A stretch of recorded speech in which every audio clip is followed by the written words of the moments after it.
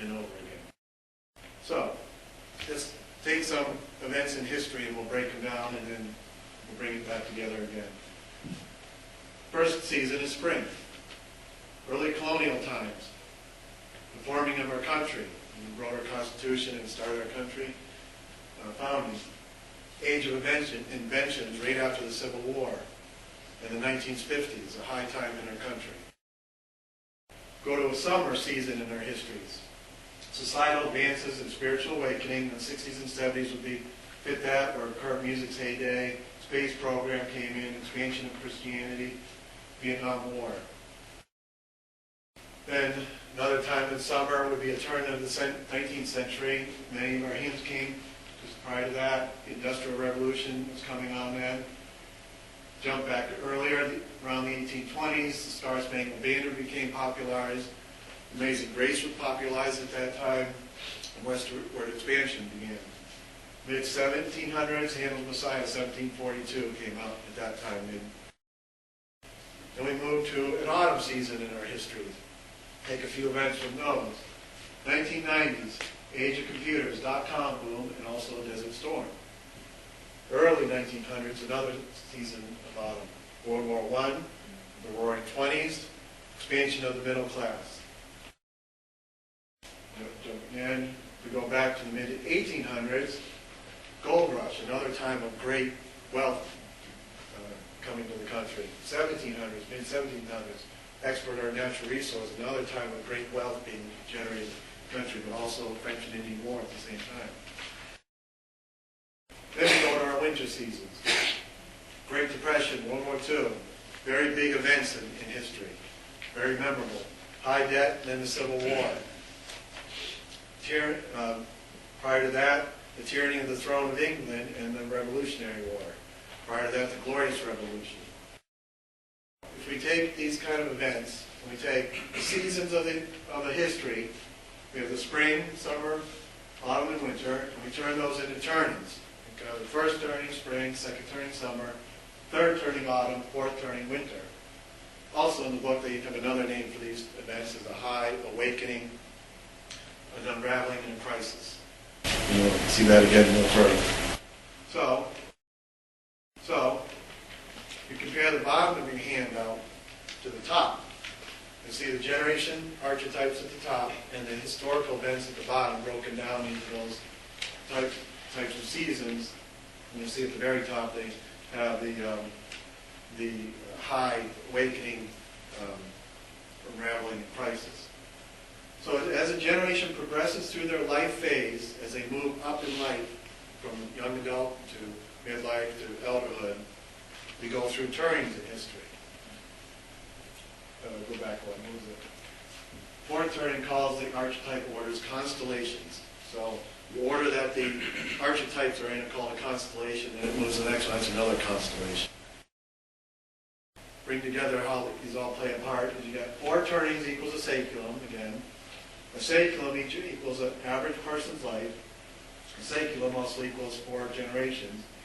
And then if you look at the bottom again, you can see how the events play out, the turnings, and how those events are named. And if you're interested, you could give you the website and go there and click on and read about each one. And it really does start to make sense in your head, especially those history buffs. It really helps you break down history into categories, and I can almost project if I hear about an event, almost where it's going to be in history because of what it did. I looked up recently the Salem witch trials.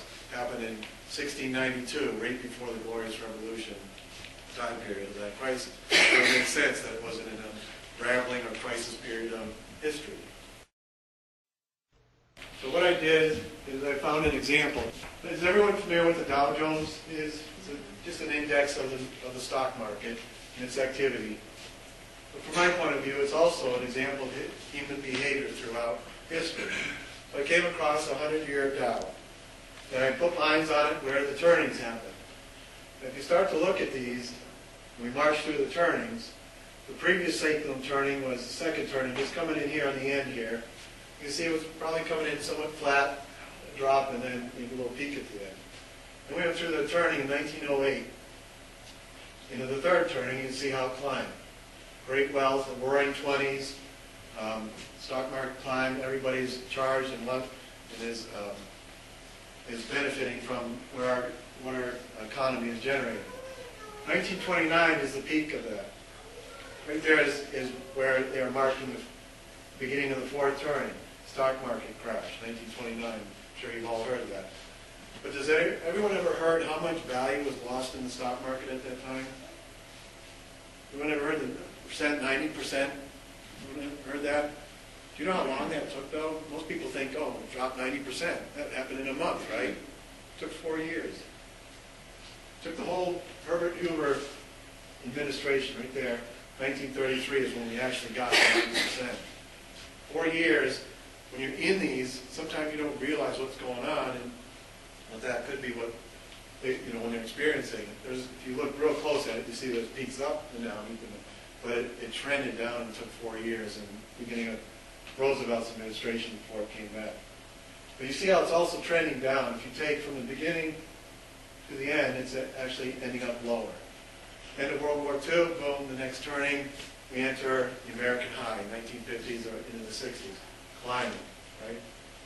Then, about the mid-60s, the consciousness revolution comes in, second turning, the awakening period, flattens right out, turmoil, energy crisis, problems on campuses, revolts, the Vietnam War, things like that. Everything's in turmoil. We're awakened. We're trying to learn about ourselves and find ourselves. And our economy reflects that. Then we get into the early Reagan administration time period, about 82, 84, and we start to climb. Come up to a peak. And around 2000 and 2005, somewhere in there, I'm making a guess that could be the fourth turn coming in, flattening out. Now, if you notice right up here, that's a 2008 peak, or 2007 peak. Right after that was the crash that we're all aware of. Do your math quickly in your head. At that point to 1929 is 79 years. About secular, right? Seems to make sense. Point out two other things here. 1921, I think it is, there was another big crash right here. Okay? Different generation, different response to it, and look what happened, it climbs. Another time, very similar rate around 87, 88, 89, another crash, economy falters, but we still climb, right? Different generation, different thought process. Crash in 2008, different generation, different response, different happening. Okay? Just an example of it. What I thought I'd play is a Neil Howe video that I came across on YouTube. It's about 4 minutes. I think it's very helpful to hear from him a little bit and his take on it. But before we go into it, he flashes up this, and it's a little quick, and I thought I'd print it up just to review it quickly beforehand. This is the quote from the book that really stands out. History creates generations because younger people are shaped by the events. On the other side, generations create history because older people direct the course of events. Okay? That makes sense? All right, let's see if this works. Technology is great sometimes.